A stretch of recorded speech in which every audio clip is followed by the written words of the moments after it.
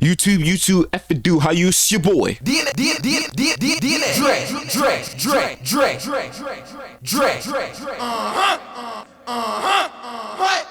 I already know what it is, man. Y'all probably like the crazy stuff. But anyway, man, how y'all feeling, man? Y'all already know what it is, man. Y'all good? Y'all with me, man? We got another reaction day, man. $30 first link in the description, man. We got another reaction, man. Let's get into it. I bet you didn't know that. Part 6. Y'all like that shit, huh? Hey, man, I'm hot. I just gave it to you, man.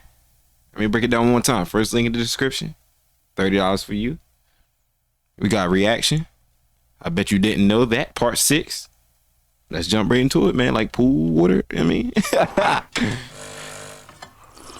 that took a lot out of me. I ain't even gonna lie. When you hear about the impressive regeneration skills, Ew, what is this? Usually think oh of hell some no! kind Look of at them lizard, motherfucking eyes. I see you, bitch. honey badgers or something like that, but definitely not deer. Them damn However, deer. evidence Come here, suggests deer. that some deer How you doing, are deer? much more resilient than they might seem. A hunter in North Carolina shot a white-tailed deer, which seems like quite a common story. However, when the man was closely inspecting his prey, he suddenly discovered an arrow sticking out of the ribs of the animal. Damn. And it was definitely not his arrow. It lay diagonally across 5 of the animal's ribs, encased almost entirely in layers of bone.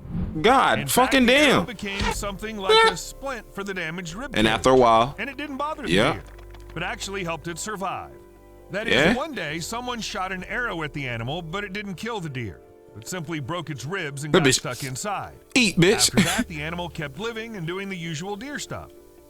And although all this looks a little scary, experts assure that bones often grow around structures invading the body. Well, it's usually somewhat smaller than an arrow, like the teeth of a predator lodged in the prey.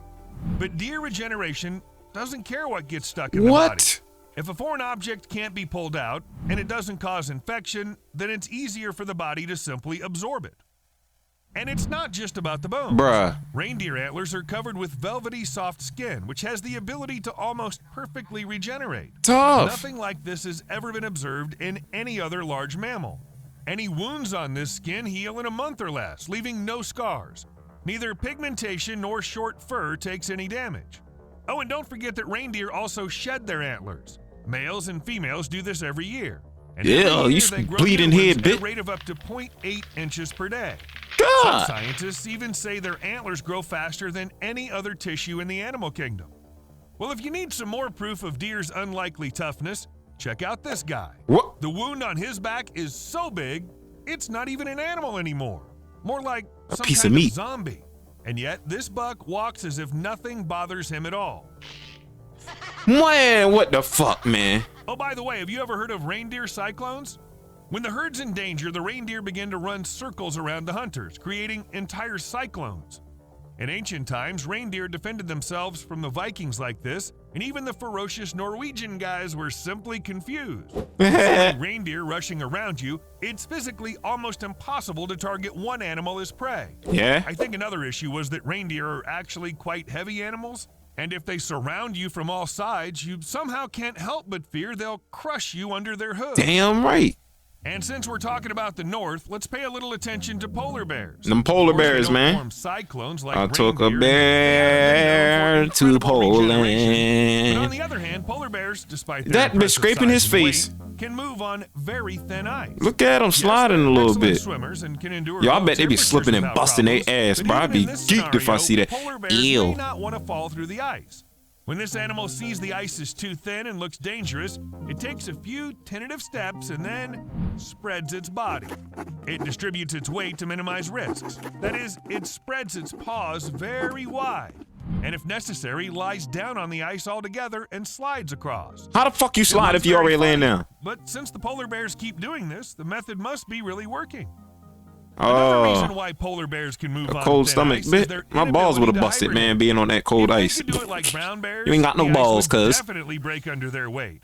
The thing is, before their traditional winter hibernation, they try to consume as much fat as possible so that their body doesn't need any nutrients. Bears literally eat everything they can find. I know. Catch and eat 30 salmon a day? Damn. Great idea. Why not? But don't think that bears just swallow fish whole. Caught They him. eat selectively, consuming only the skin, brain, and eggs of fish, because if you eat the fattiest parts of the prey, you get the maximum calories for the minimum energy Get big as expenditure. shit. and bears need a lot of calories.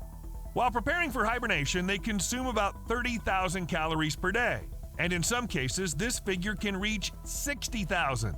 Damn. The webcams in the Katmai National Park in Alaska once captured Bro, this fucking bear better get out my face, yo. a bear so fat it was literally round and could hardly move along Damn. the riverbank.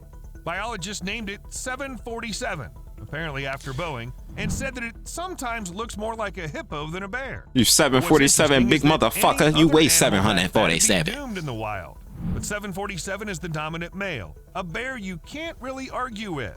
His size gives him an YouTube advantage. to strike my video He's a be even before I 20-year-old posted it, veteran man. bear who's very good at fishing and can pick the best spots to hunt. In general, this is why the 747 was able to grow so big. It's hard to challenge someone who looks like a hairy hippo. Most bears simply give up their spots when they see him. A big bit? Now tell me, have you ever heard stories about sailors who saw beluga whales and Yeah. mistook them for mermaids? This is where the legend supposedly came from. And then Disney decided to remake she their cute as animated hell. Who movie, that? which caused a lot of controversy. But now, of course, we aren't talking about a remake, but about beluga whales. It always seemed weird to me. I mean, how can you mistake a toothed whale for a mermaid? Yeah, exactly. Turns out that Bitch, you can the bitch, if you the see damn mermaid don't got a hump back, the big ass back like that. You know what I mean? Beluga whale from this angle.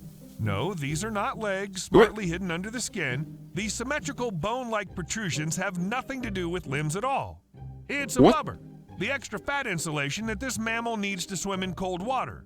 The blubber can reach 40% of a beluga whale's body weight. And don't forget about songs, because beluga whales are considered the most vociferous of their kin.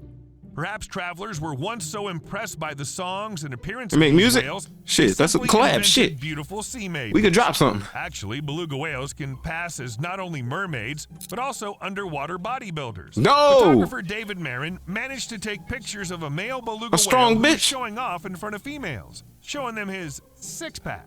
Well, or something No, like that. bruh. The muscles are still impressive. If the sailors of the past saw such beluga whales, instead of stories about mermaids, we'd have stories about underwater Hercules or Arnold Schwarzenegger. No kidding. What about that guy? What about that guy?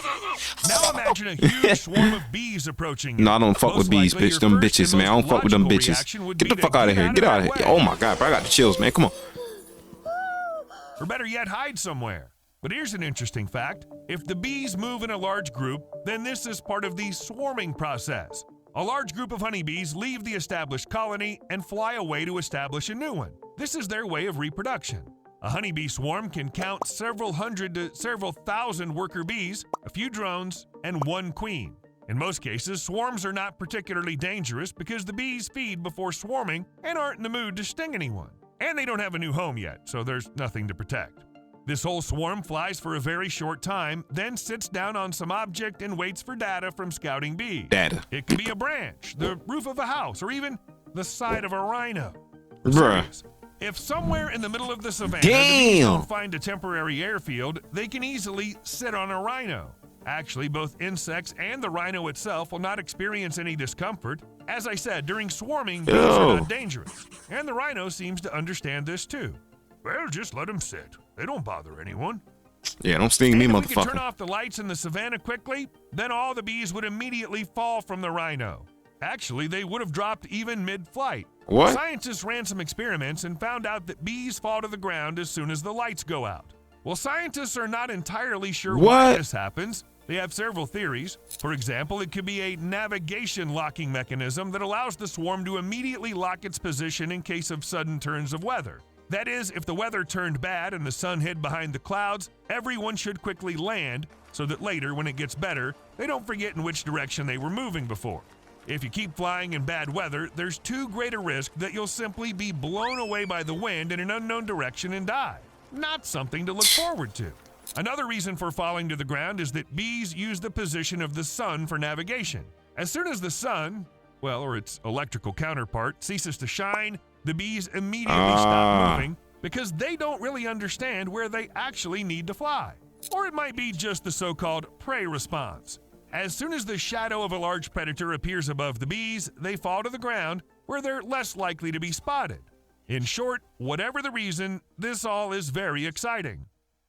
Come on, While man. scientists are That's investigating crazy. the I did not reasons know why that. You geese ugly fall as in the shit. dark, Head Google mouth hires ass. camels. In 2014, the company hired a camel named What? Rafia to take pictures for Google Street View in the desert, or rather in the Liwa Oasis, the largest on the Arabian Peninsula. An area 62 miles wide couldn't be accessed by ordinary cars, but the camel easily handled such a route. What? In fact, this camel was the first animal to have a tracking camera from Google, though it hardly appreciated its role in history. What? And neither did Charlie the hamster, who drove a truck. Yes, the hamster was behind the wheel. He What appeared the in a fuck? commercial created by the Swedish advertising agency Forsman and Bodenfors That bitch that for Volvo strong. trucks. The company just launched a new technology that made even a heavily loaded truck light and maneuverable. So maneuverable that a 6-ounce hamster could actually drive that truck through narrow, uneven tracks in a quarry. Charlie was assisted by an experienced stunt driver. He helped with the accelerator and brakes. People argue if a hamster could actually drive a truck or if it's just a marketing gimmick. But hey, it looks cool anyway. Bruh. Yo. Of course, you shouldn't Fucking expect trucks to be Fast and specially Furious. adapted for hamsters. That'd be weird even for the modern world.